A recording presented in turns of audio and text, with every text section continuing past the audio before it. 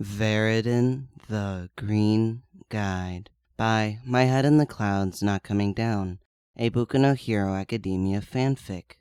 Chapter 45, Outrage. He was a literal child.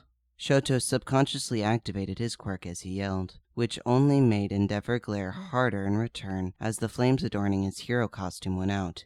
You launched a lethal attack at a goddamn child.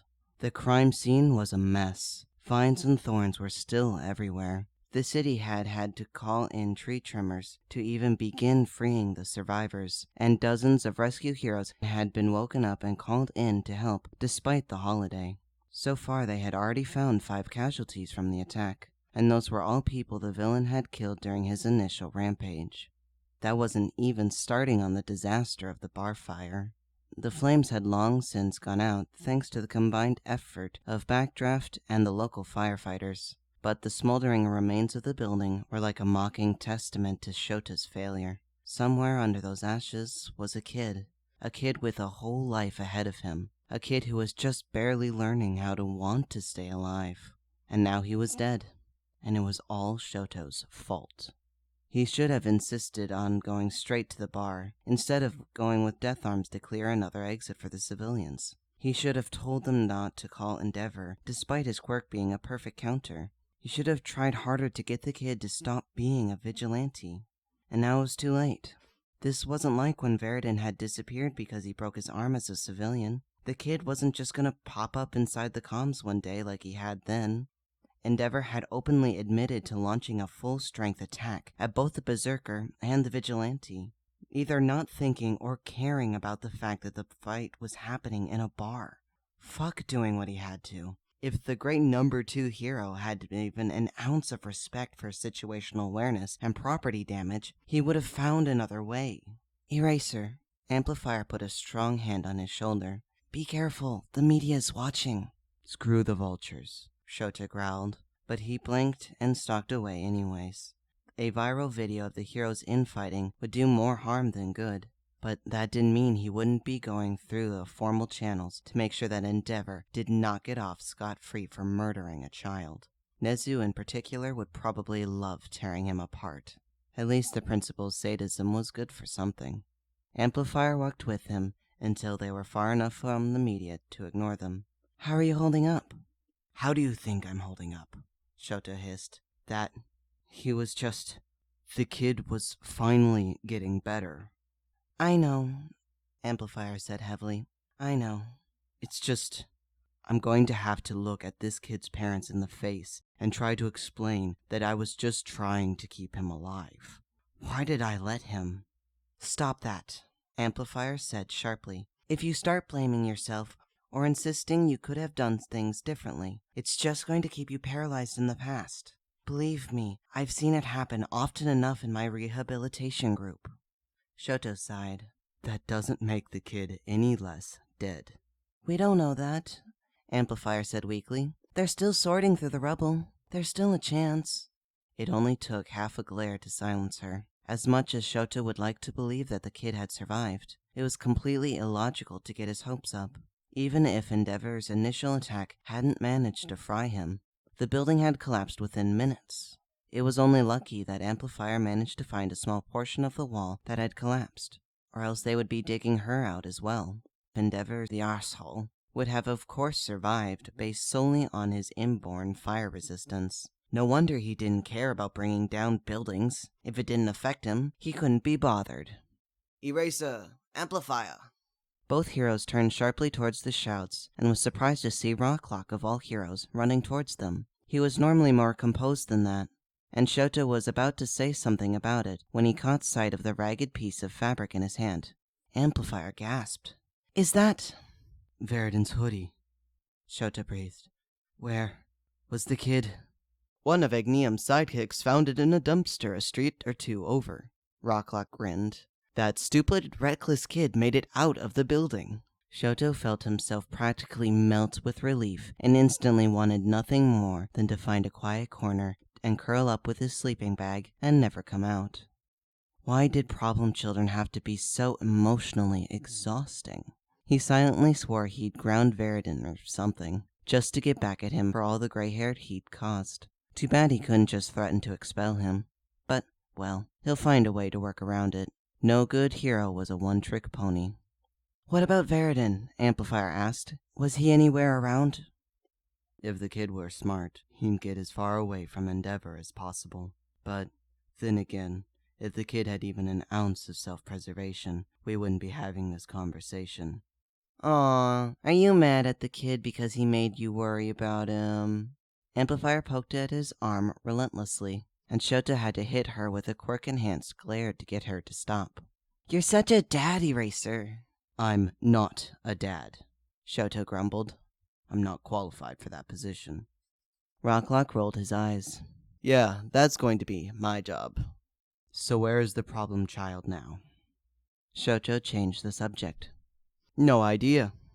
Rocklock shrugged and glanced around and waved to another hero. "Yo, Crawler, slide on over here." A blue and red blur sped towards them, expertly dodging all the people between them. Crawler grinned at them as he straightened up. "Hey, Eraser, you must be pretty proud of your kid, huh?" "I'd be much prouder if he could avoid getting injured every other day," Shoto complained. "And he's not my child." Crawler's grin just got wider. "You keep telling yourself that, Eraser Dad. And you can't scare me with your expulsion glare, you know. I didn't go to hero school." Shoto sighed and hid his face in his capture weapon. "So are you the one who found the hoodie? What makes you so sure the kid's alive?" Crawler looked at him strangely, like he was both confused and excited at the same time. "Haven't you seen the video?"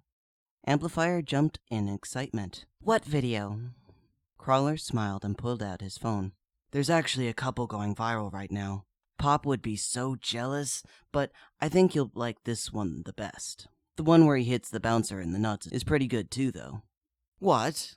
Whatever Rocklock had been about to say was cut off as the video started playing, and the three heroes huddled around the small screen to watch. At first, the video was just of the burning bar, which looked just as frightening as Shoto had expected it to be. The person behind the camera was freaking out, audibly wondering if anyone was still inside the building, when a second voice spoke up. "Hey, what's over there?" The camera panned quickly over to focus on part of the wall that was being blown out. Wait, no. Knocked down by someone inside. After a few moments, the flames started to go down, and Shoto narrowed his eyes. There was a chance that the white and gray mass spewing from the hole was just smoke that was just catching the light at a weird angle. But upon closer inspection, it looked more like foam that came out of a fire extinguisher. There was a long moment on the video where nothing happened, and the girl recording was just starting to pan away when a small figure emerged in a bloody and torn hoodie, dragging a woman behind him as he led a dozen or so survivors to safety. "Wait, Viridian made that hole?" Amplifier said in shock. We just assumed that the wall had collapsed with the heat." Shoto couldn't help rolling his eyes. "Of course the problem child knocked down a wall to get everyone out. I don't know why anyone's surprised. The kid's probably freaking out about causing property damage right now, though." "The building came down right after, though," Crawler pointed out, confused. Shoto sighed. "Yeah, the kid might just find a way to blame himself for that, too. It's just the way he is." They watched as Viridian turned to go back inside, only to catch sight of Endeavor and Amplifier and freeze. Thankfully, they were looking away from him, so the kid, in a rare act of self-preservation, didn't call attention to himself in any way. The building collapsed, and the girl recording spun around to catch that instead. By the time she turned back to where the vigilante had been before, he was long gone. "He's still injured," Shoto grumbled, shoulders slumping with relief and exhaustion. "I don't suppose any of the paramedics picked up a kid matching his description." "You'd have to ask him." Crawler shrugged. "But the kid did good." "Yeah." Shoto nestled deeper in his capture weapon to hide the small smile on his face. "Yeah, he did." "I can't help but be a little sad, though," Amplifier remarked. "The Green Guide isn't going to be our little secret anymore." Vigilante crashes New Year's celebration. The new year has come in with a bang this morning in Mufutashu, as a powerful villain took a city block of partiers hostage with his quirk. Due to various complications surrounding the villain's quirk, the heroes patrolling the area were initially unaware of the attack. Luckily, however, they were not the only defense in the area. a formerly unknown vigilante by the name of Viridian, also known to heroes and police as the Green Guide, or sometimes just the Kid, was caught inside the attack radius and was able to contact the heroes and hold off the villain until they arrived. According to one of the victims, the vigilante involved saved a lot of lives, including his own. "Yeah, the villain had grabbed me with those crazy weird vines of his, and I thought for sure I was gonna die. If that kid hadn't sliced through the vines and let me escape, I don't know where I'd be. I probably wouldn't be talking to you right now, though." Viridian's attempt to save civilians, however, apparently caught the attention of the villain himself. "It was pretty freaky." Aituo Agawa, who was attending Club Ecstasy with a group of friends, told the reporters of the experience. "At first it was just funny. This kid in a hoodie came in claiming to be a vigilante, and we were all like, sure. But he got a bunch of heroes on the phone, and we were all like, alright man, that's pretty cool. You got connections." That's when the villain showed up. Honestly, I thought we were all goners. It didn't look like a fair fight at all. But Viridian took out his slingshot and held his own. He kept the villain's attention so we could all get out. It was pretty badass. According to our sources, Viridian, who witnesses initially believed to be newly debuted, has actually been an active vigilante for over 6 months. His first vigilante name, the Green Guide, was given to him by police for his tendency to lead heroes to crimes that normally wouldn't merit much attention. He graduated to his current name when he started interfering with fights personally.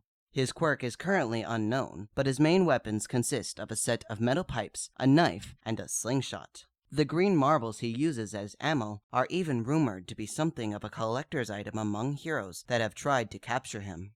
Viridian is still at large after this attack, though he almost wasn't so lucky. The number 2 hero, Endeavor, has come under heavy criticism since this morning's attack due to the excessive force with which he had attacked both Viridian and the villain, heedless of the dangers posed by the spilled alcohol and the civilians who were severely limited in their options when it came to escaping the villain's attack zone. Casualties from Endeavor's attack are still unknown, but it is suspected that there were still multiple people inside the building when Endeavor's fire caused it to collapse. According to the statement made by the number 2 hero's PR team earlier this morning, the hero was acting in the assumption that both Viridian and the villain possessed a clear and present danger to the civilians present, but a few vocal critics are already arguing that that isn't good enough.